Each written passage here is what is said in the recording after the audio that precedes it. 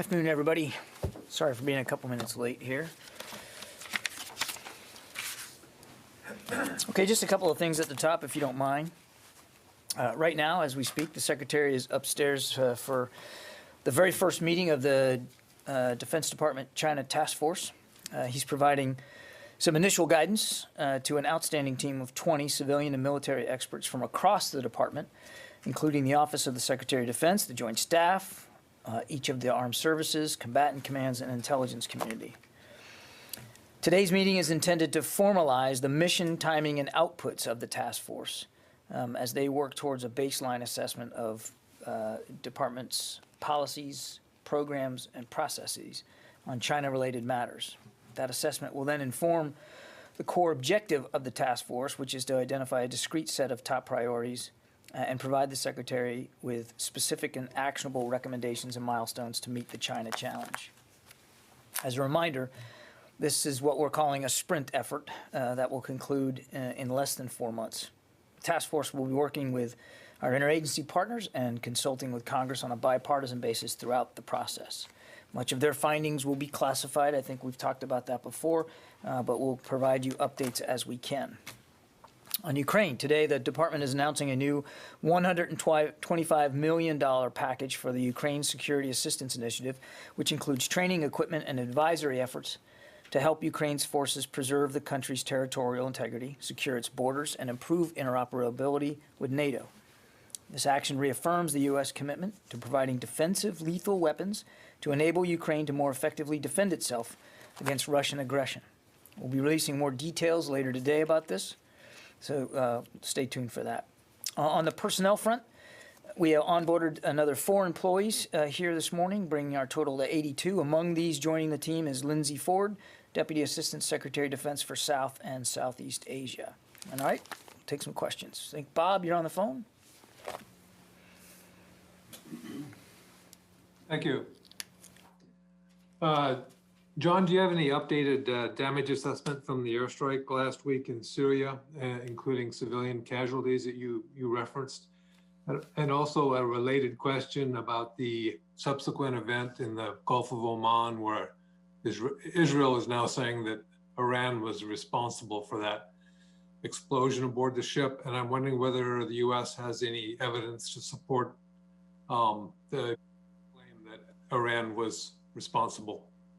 On the second question, Bob, I would point you to Israeli authorities to speak to that since this ship belonged to them. I know they've already been out there on that. I don't have any intelligence assessments on that to speak to at the podium today. On the battle damage assessment, we've obviously seen a lot of reporting out there on numbers of casualties from Thursday's strike. What I can tell you is that we believe right now there was likely 1 militia member killed and 2 militia members wounded. And we'll continue to assess, as you know we do, and if that changes, we'll certainly let you know. But as of today, we assess 1 killed and 2 militia members wounded. Okay, go ahead in the room, Tom.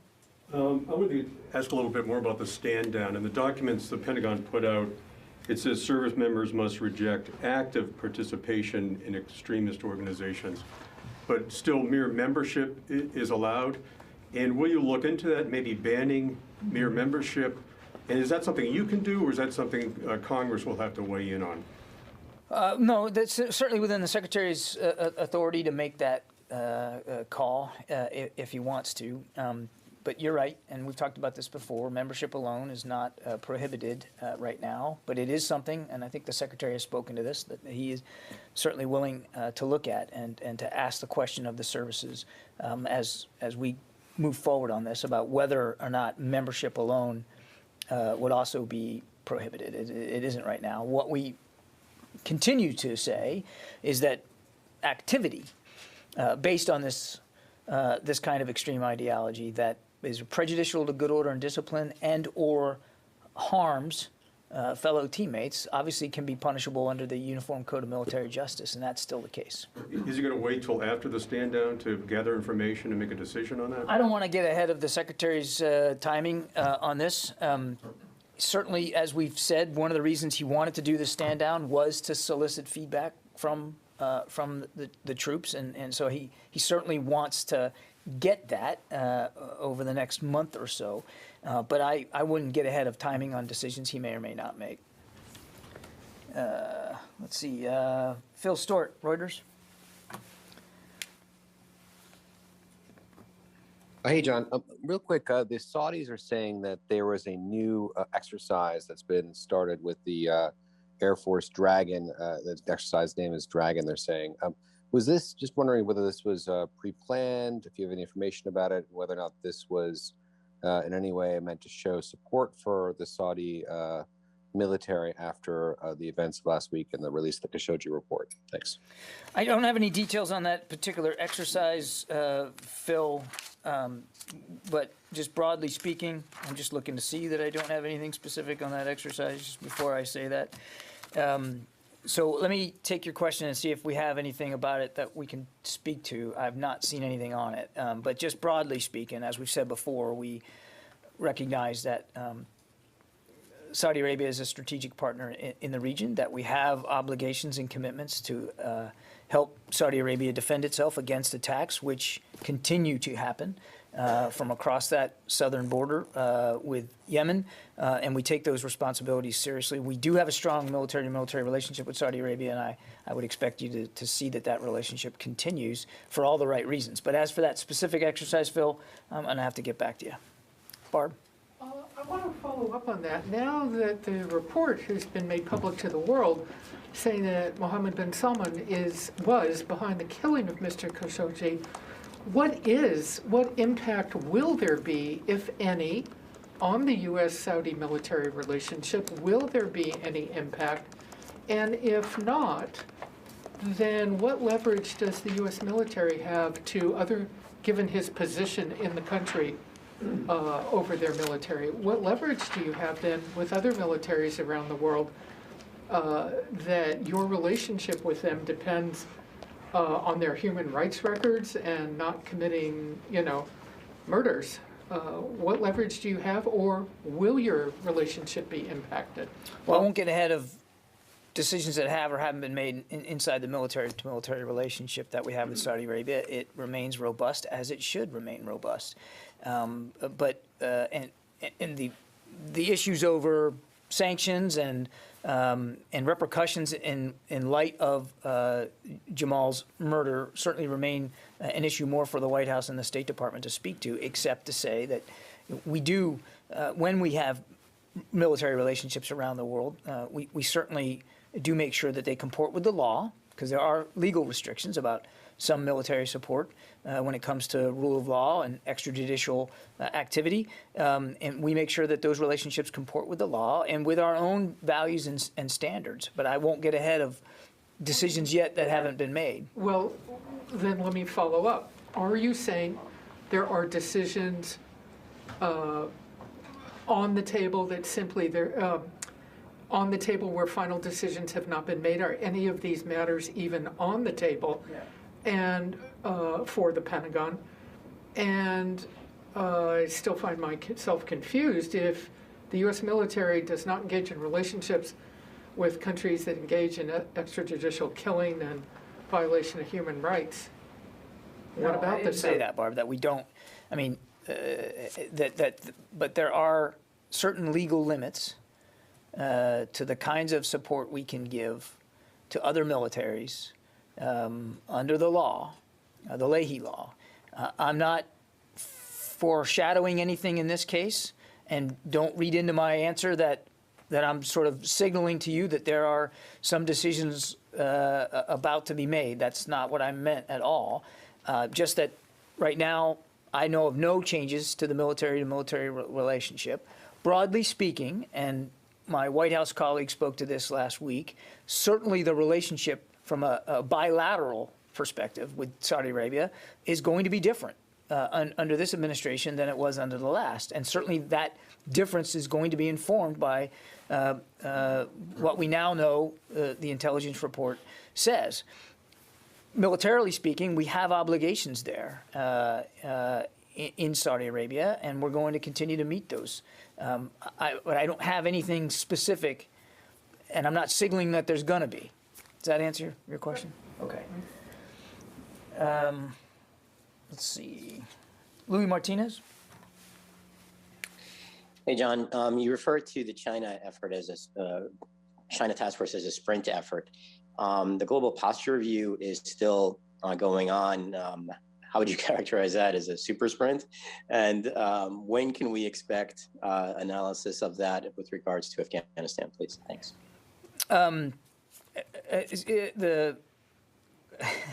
I don't know that I would call it a super sprint. The global posture review we do expect to be completed by mid-year, so in the summer timeframe. Everybody's working hard on that. I won't get ahead of that. The China task force is really about policies, programs, and procedures with respect to how the department treats the China challenge, and it is nested in and will be helping form the larger whole of government approach to China. And clearly it's going to be looking at China from our unique perspective at the Defense Department. There are other agencies across the government that also have bilateral issues, whether it's trade, intellectual property, or economic, certainly diplomatic. They'll be looking at that relationship from their own perspective. What the Secretary wants Mr. Ratner to do is to look at the pacing challenge that China poses to the department from our perspective, and what do we need to do to make sure we're ready to meet that challenge. So it's not part of the global posture review. Could something that they come up with help inform that review? That's certainly possible. I won't get ahead of that, but it is a separate and distinct process. And I think you asked about Afghanistan. I don't have any updates on that at all. There is an interagency review going on right now, as we've talked about, to look at the Doha agreement, to look at the compliance with that agreement, to consider what decisions we need to make, what's in the best national security interests of the United States and the American people with respect to Afghanistan, and we're just not there yet. Tara. Thanks. Back to extremism. As part of the stand down, the Navy is requiring all its sailors to retake the oath of enlistment. And I was wondering if the Secretary has recommended to the other services that they also have their members retake their oath. And then I have a follow-up. I know of no direction that he's given to the other services to do that, but he's supportive of the Navy's direction in that regard. And if you looked at the video, he specifically asked service members, the whole workforce, to think about their oath as they think about this stand down. But I know of no such direction to the other services to do that. Okay, and then secondly, as you know, the recruiting commands play an important role in this too. Yeah. Is the Secretary going to reach out separately to them? I was looking in the guidance, and while there's general guidance overall, there's not specific for recruiters or for recruiting commands on how to actually weed out potentially extremists before they ever join. I know of no plans for him to reach out specifically point to point at his level to each recruiting command, but he has talked to the chiefs and the acting service secretaries about, in fact, they brought it up. I mean, there's mutual concerns on both sides about the recruiting process and asking ourselves if we've got this right. Are we doing enough of the right kind of vetting for potential recruits before they come in? And are we able to catch that kind of activity, to include looking at social media profiles? There's a limit to what you can do legally, because before they sign the dotted line and raise their hand and give that oath, they're private citizens.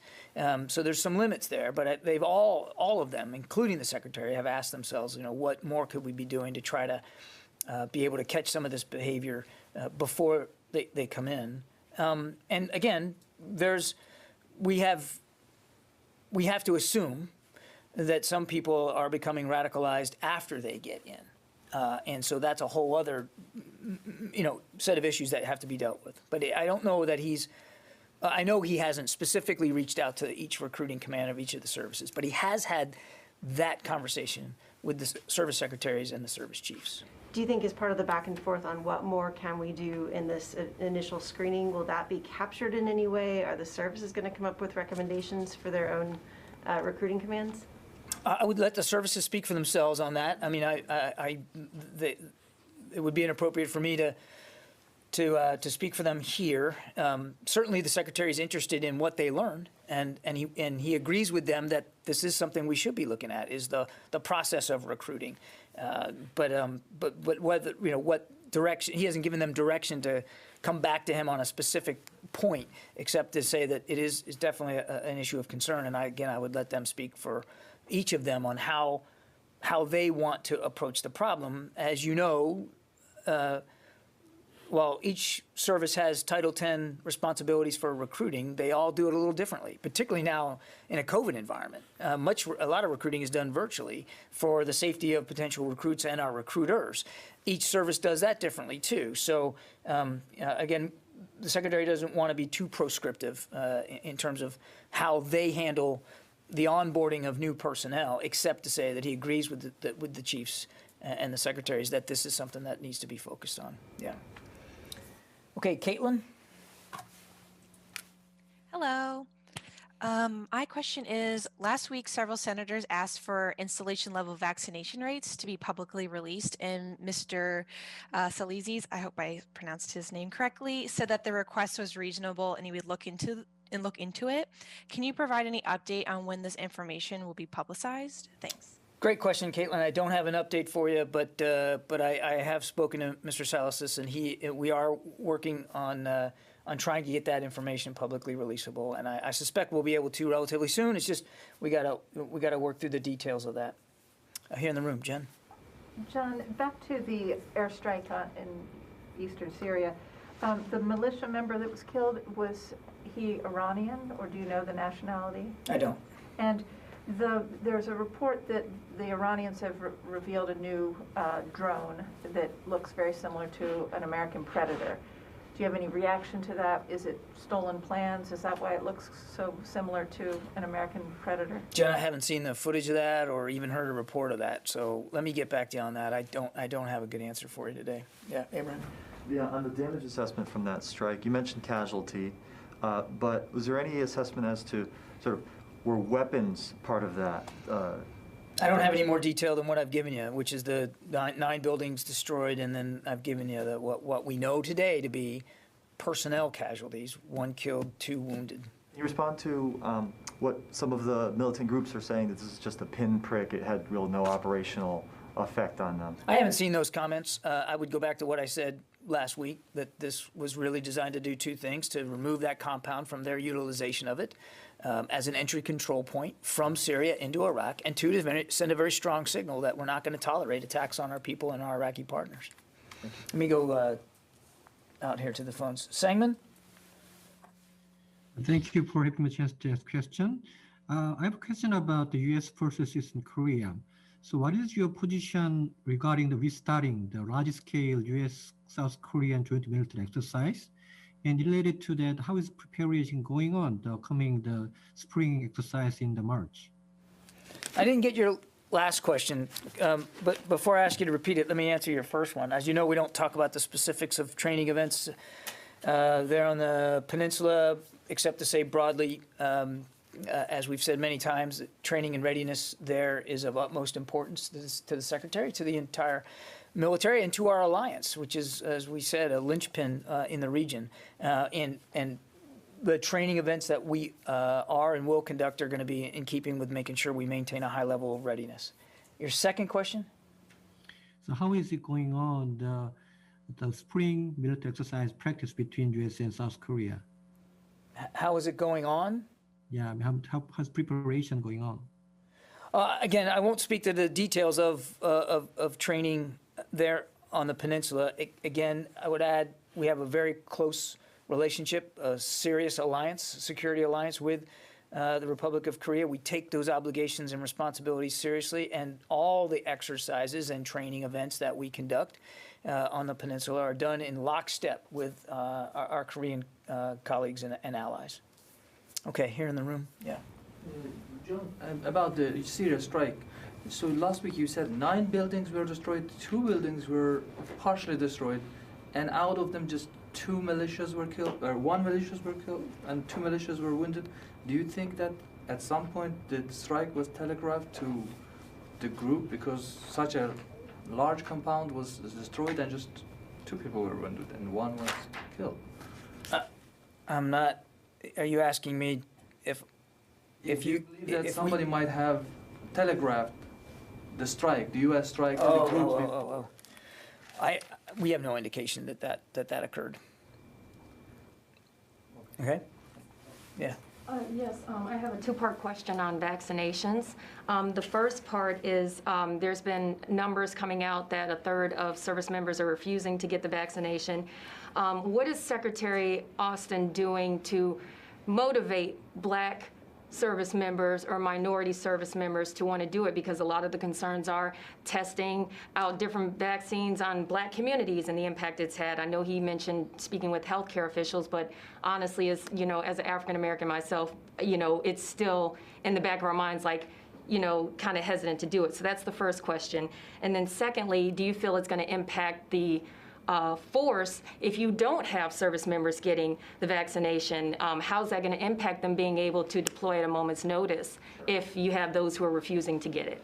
So the Secretary talked about this last week when we were out in Los Angeles, and he was asked a question very similar to the one that you just asked.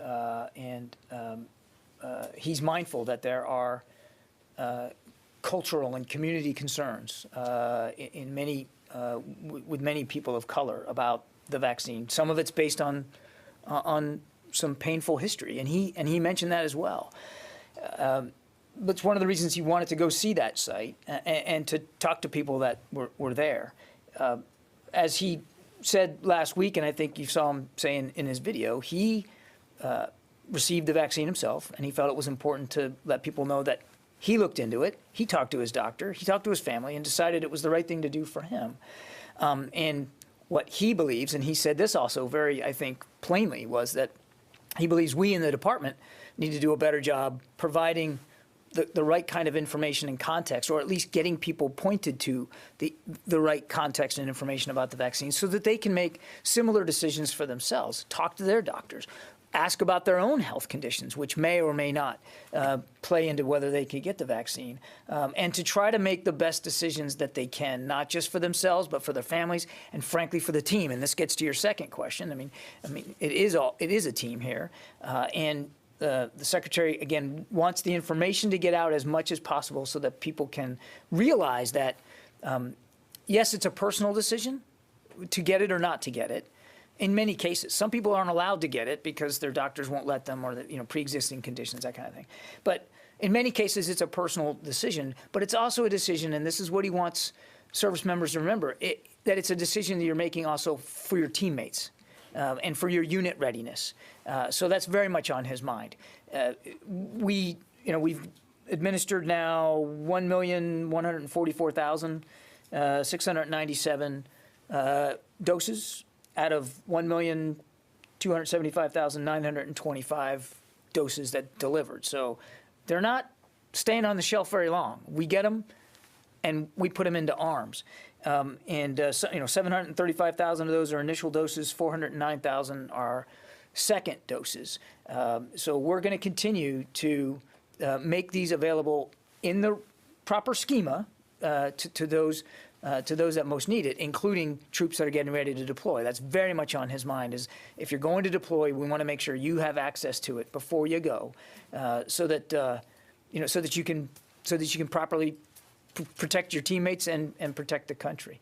With the Johnson & Johnson one that just got approved for emergency use authorization, that gives us a little bit more flexibility. We expect to start getting those doses delivered to us in the next week or so. And because it doesn't have the same refrigeration requirements, and because it's a single-dose vaccine with equal effectiveness, it will give us additional flexibility to take care of or to provide it to deploying and deployed troops. Well, that being said, though, for those who you say they need to get the vaccine before they deploy, if they say, I don't want to get it, will there be repercussions, or will the military at some point say, okay, look, we have to require these folks to get vaccinations, because if they don't, if you run into that rut of someone saying, well, you know what, I'm not going to take the vaccination, but I'll still deploy. Well, we don't tell them you have to get it before you deploy, but for deploying units, we make it available to them because it is still voluntary. And again, part of our obligation here, and the Secretary spoke to this, is to provide enough information so that they can make the most informed decision. We're not at a mandatory place right now. The Secretary, understands that, and because it's voluntary, we want to make sure again that people have the right context. Follow up on that. You talk about unit readiness. Let's say you're a member of a ready brigade of the 82nd who has to deploy very quickly, and let's say there's a cluster of soldiers in that unit that doesn't want to take the vaccine, do you leave those folks behind and deploy? What's the way ahead on something like that? Well, I would, those kinds of decisions would be made by unit commanders, not by the Pentagon. I mean, so I wouldn't, I couldn't speculate on that kind of hypothetical. It's important to remember that in addition to making the vaccine available, that our commanders are also complying with CDC guidelines about social distancing and the use of masks and that kind of. I mean, the Nimitz just came home after 11 months, and I think they had a total of 1 COVID case that they dealt with on an entire deployment, and vaccines weren't part of that calculus for them. So there are things that commanders can do to minimize the risk, but it's left at the unit commander to work their way through that. Let me go to the phones here. So Jack, could I just build on that one just a little bit? Sure. Have you noticed a difference since you have 409,000 of the second shots? Have you noticed a drop in the number of COVID cases within DOD since the vaccination effort started, or I don't know. I'll have to pull the data, Jim. I'm not sure if we've seen a decrease in cases as a result of all these being administered. Because that might be a selling point for these people who don't want to take it also. Well, we certainly hope so, that people will, again, see that these are safe and effective and the side effects are minimal and that their colleagues and teammates are vaccinating themselves. Total cumulative cases in the department are 250,597. I don't have it broken down by month, but and I don't have that specific piece of data. Laura Seligman. Hi, John. Thanks for doing this. I just wanted to follow up on the piece about Ukraine. I'm just wondering if you can give us a little bit more information about what additional kinds of weapons and support you're providing. I believe you're already, will it be anti-ship missiles and patrol boats? Will there be additional javelins that are given? And then what other efforts might be undertaken to ensure that the Ukrainian government is going after corruption? Right. So good question. The package announced today will include 2 Mark IV armed patrol boats that'll help Ukraine defend its territorial waters. That will include some training, equipment, and advisory efforts from us. This would now make our commitment a total of 8 patrol boats, 2 in FY21 and FY20, and then 4 through military financing with state. There are no Javelin missiles included in this package. As I said, that it was largely these patrol boats. And then to your other point, Laura, we obviously continue to encourage Ukraine to continue to enact reforms, to modernize the defense sector in line with NATO principles and standards. And we obviously stand committed to helping assist Ukraine in implementing these reforms on civil military control and leadership and proper management of their defense. And if I could just follow up, is Ukraine paying us for the patrol boats, or are we doing them all through foreign military aid? This is through foreign military financing with the State Department. David? You said vaccines are not mandatory yet. Has the department made a decision about whether they will become mandatory when they get full FDA approval? No, we haven't. These are still under emergency authorization, and so right now they're still voluntary. You must have thought it through. I'm not going to say. Obviously, we're thinking about what happens when they become FDA approved. That certainly would make a decision. It would change the character of the decision-making process about whether they could be mandatory or voluntary, but I don't want to get ahead of that process right now. Back. Pierre. Thank you. Going back to the Saudi issue, is it time to reconsider the measures that are taken to deny the Houthi from receiving more arms from Iran? And do you believe also that Saudi have enough to protect themselves and to also protect their citizens and the U.S. people who are living within their country? Two sides of this. One is the Houthis are receiving arms, and Saudi is under attack.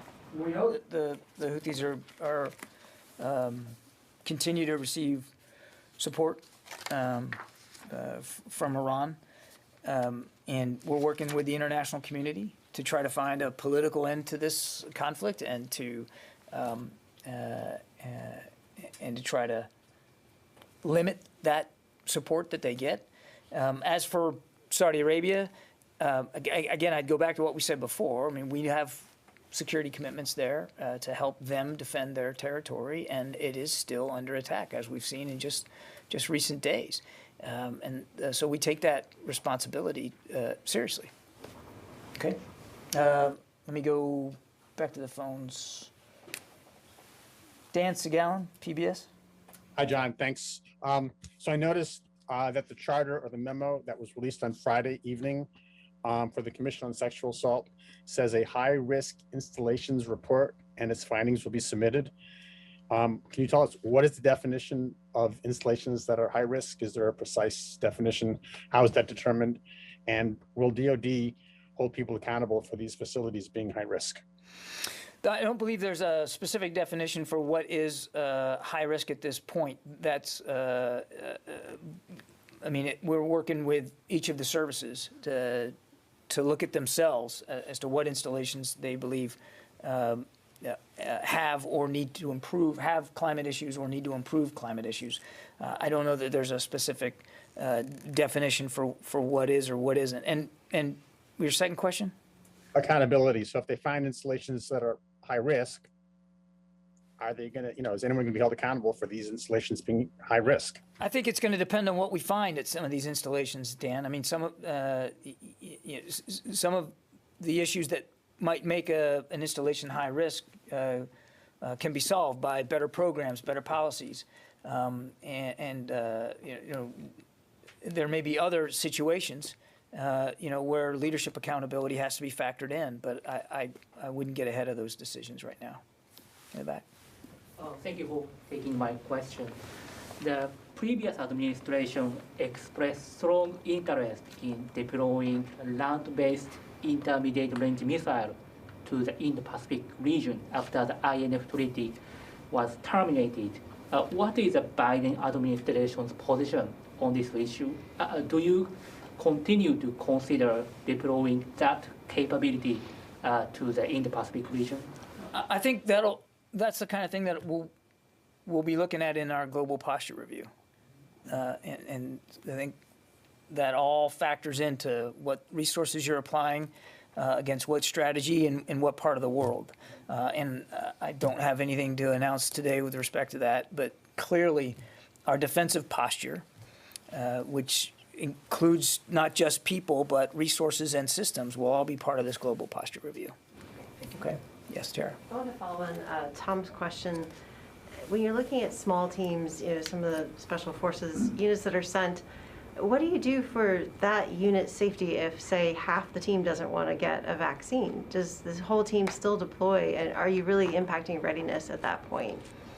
I won't get into a hypothetical, Tara. We haven't faced that issue yet. We can't make these members take the vaccine, but we can employ and do employ CDC guidelines to try to keep units safe. It just hasn't been, that I'm aware of, we haven't had an issue specifically with a deploying unit in that regard.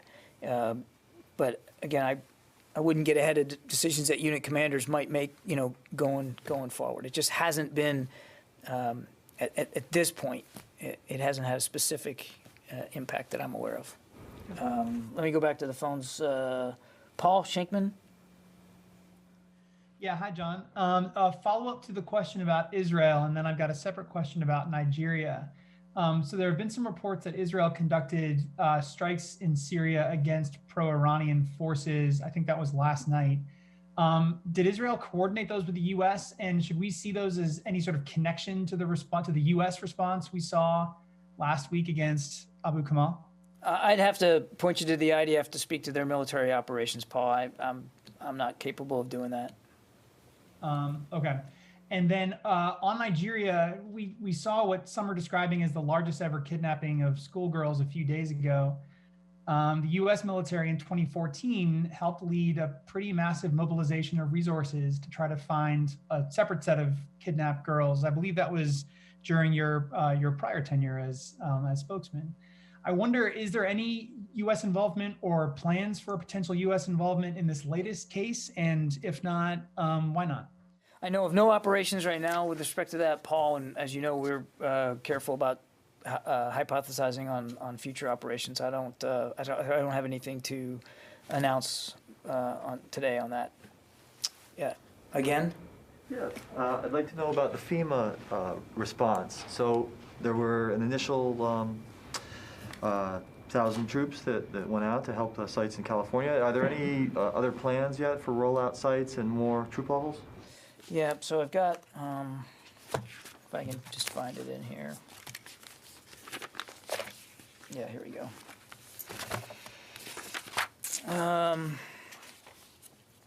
So I think obviously we got the site in California, 222 people sourced from the Army. We have a small team of 25 in New Jersey, and 25 personnel teams as well in Trenton, Vineland, Elizabeth, and Camden. Those are sourced from the Army and the Navy. There are 2 small teams that are en route to Queens and to Brooklyn. That's sourced from the Navy and the Air Force. In Texas, and I can get all this for you, there's a Type 1 team and 2 Type 2 teams. Those are sourced from the Air Force, Army, and Marine Corps. We also have a small team of 25 sourced by the Army and the Navy in the Virgin Islands. We have 4 Type 2 teams. This is 139 personnel that have been assigned but not sourced in Florida, in sites in Miami, Tampa, Orlando, and Jacksonville. 1 Type 1 team, this is the big team of 222, assigned but not sourced yet for Pennsylvania, and another small team going to New Jersey somewhere around the middle of March. Same is true for North Carolina, 1 Type 2 team to go to Greensboro, not sourced yet, so I don't have a sourcing on that. And likewise in Illinois, another Type 1 team heading to Chicago, but again, we don't have that sourced, and we don't have a time on it yet. So, do you have dates for any of those and total numbers of troops? as I said, I mean, those on the North Carolina and Illinois, I don't have time frames. For Florida, we are hoping to get them on the ground by the 3rd, so that's the day after tomorrow. Same with the team in Pennsylvania. The small additional team in New Jersey, we hope to have by the middle of March. Okay? Thank you. Yep. Joe, yeah, last question to you, Joe. Thank you, John. Following the strike in Syria last week, could you confirm if additional security measures have been taken to protect the U.S. Embassy in Baghdad? Our commanders and our ambassadors always have the right of self-defense, and you know, Joe, that we don't talk about additional force protection measures that we put in place, but I think you can assume that our commanders and our lead diplomats anywhere in the world, but particularly in that part of the world, will take all the actions that they need to do to protect our people and our infrastructure. Okay? Thank you.